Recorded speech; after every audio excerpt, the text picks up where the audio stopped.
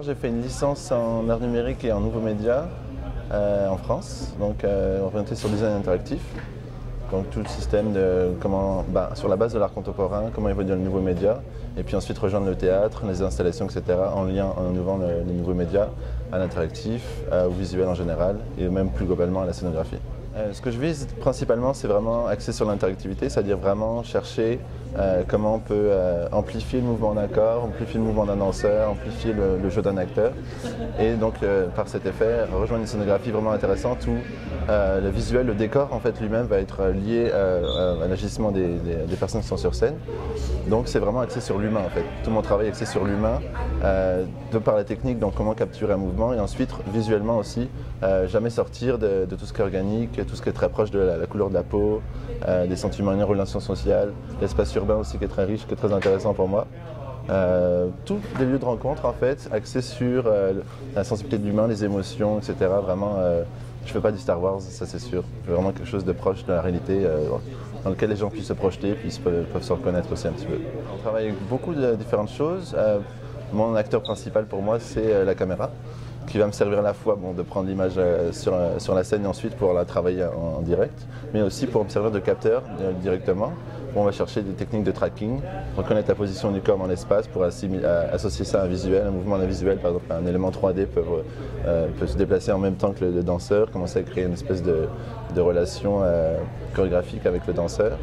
Donc c'est vraiment des capteurs un petit peu comme la Wii, en fait, des accéléromètres qu'on va placer sur le corps, qui vont me donner des valeurs que je vais pouvoir ensuite traiter pour pouvoir retranscrire un visuel qui va correspondre à ces mouvements en temps réel. Constellation 2.0, c'est un beau projet qu'on travaille depuis environ 2 ans. On a fait une première représentation avec l'Eclectic Electric, c'est un festival d'art numérique autour de Toronto.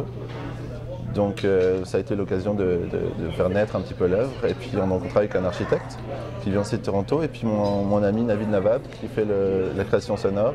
Donc encore une fois interactive, on a tout un système de capteurs qui sont disposés sur la structure où les gens en fait vont pouvoir toucher et déclencher des différentes textures de son qui elles-mêmes sont liées à des visuels qui réagissent en même temps. Donc on couvre toute la structure en projection le soir. L'idée, c'est vraiment qu'en fait, on capture des choses dans la journée, des petits éléments visuels autour de l'architecture, des éléments naturels, etc. Et aussi même des éléments du festival, qu'on puisse retranscrire sur la structure le soir même. Donc Constellation, ça se révèle la nuit. Donc en fait, les gens touchent la structure, ça fait du son et ça développe, ça génère des visuels en fait en fonction de leurs interactions. C'est ça. En fait, c'est une œuvre qui s'adapte en fait à son environnement. Donc elle est là déjà par sa forme. Donc on va chercher des crochets, un petit peu savoir où on peut se placer, quelle forme on veut pouvoir développer dans certains espaces. C'est vraiment une œuvre in situ.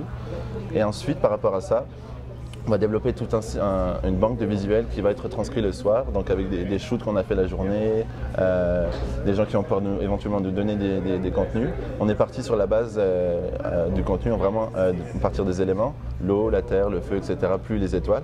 Et ensuite, petit à petit, on rajoute des choses qu'on a vues sur le festival, nos visuels à nous qui nous inspirent en fait par rapport à l'ambiance du festival. On retranscrit ça le soir quand la nuit tombe. C'est ça, tous les soirs pendant toute la durée du festival. Et on a tous les jours ou tous les 2 jours des contenus très très variés, très différents, qui changent. Donc ça change, tous les jours, c'est vraiment une œuvre différente en fait qui se morphe et qui mute en fait suivant le temps. C'est Space in Between. Donc c'est en fait un espace entre deux, on est entre le cinéma et l'espace live, on est je filme, je retranscris simplement ce qui se passe sur la scène et je vais ajouter une ambiance derrière pour un décor en fait, un paysage dans lequel les musiciens vont pouvoir évoluer à l'écran. C'est ça, c'est une performance avec Jean Derôme, Pierre Tanguy et je me souviens plus le troisième, c'est un trio de jazz. Donc c'est un travail très intéressant puisqu'on a un peu carte blanche. On va juste essayer de créer un dialogue en fait entre quelque chose qui est live, donc la musique, qui est très riche déjà à la base, on n'a pas forcément besoin, même la création sonore, de rajouter beaucoup de choses. D'habitude on va chercher des effets, retranscrire un petit peu d'autres ambiances par rapport à une input live. Et là on va vraiment générer juste un surround au niveau du son, donc on va disposer le son dans l'espace pour créer un effet de déplacement des musiciens. Et au niveau visuel, en fait, on va s'inspirer de plusieurs ambiances qu'on avait discuté ensemble un petit peu avec le trio de jazz pour commencer à faire une espèce de narration live. Donc on va disposer les caméras sur la scène, on va avoir des plans très très close-up de leurs instruments, etc., de leurs mouvements.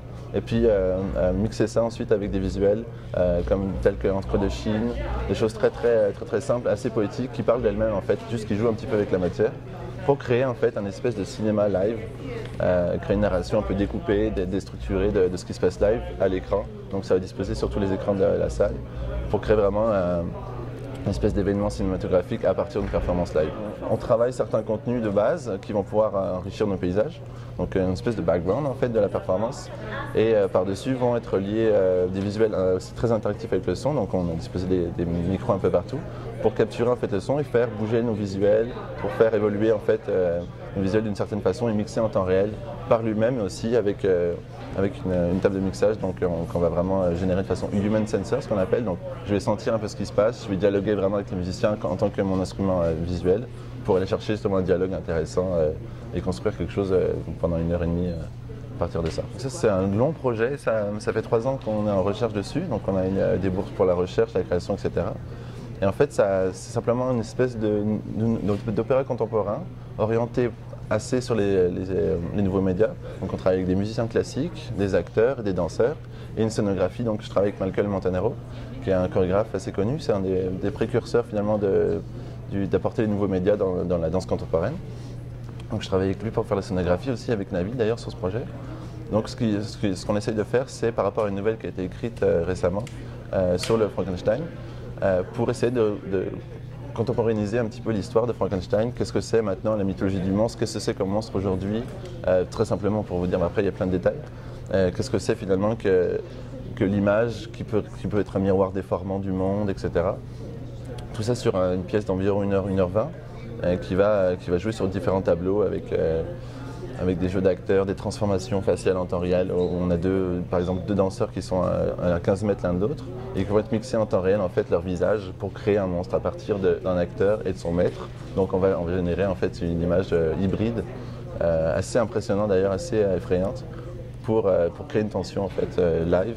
Encore une fois pour alimenter, pour procurer quelque chose de nouveau par rapport à quelque chose de live. On va vraiment faire un visage monstrueux à l'écran qui va servir de monstre médiatique en fait pour l'œuvre. Il y a plein de scénographies, on joue beaucoup avec des décors juste faits de papier, des choses très très simples, mais qui vont faire parler, qui ont amené l'histoire de Frankenstein dans un monde contemporain, dans un monde urbain, tout ça avec une esthétique un petit peu à la fois ancienne et à la fois très moderne avec les nouveaux médias et les technologies. On a 3 dates pour l'instant qui sont plus ou moins sûres. On va d'abord jouer à côté de Toronto, vers Guelph, là où on a un festival de jazz qui est présent. On va ensuite jouer à Toronto, où on a je ne sais plus exactement la place, comment elle s'appelle. Donc après on fait nos 2 premières performances autour de Montréal et ensuite une fois que le show sera lancé, on sera rodé un petit peu, on va le faire à Montréal pour faire la première à Montréal si vous voulez, dans l'année 2011-2012.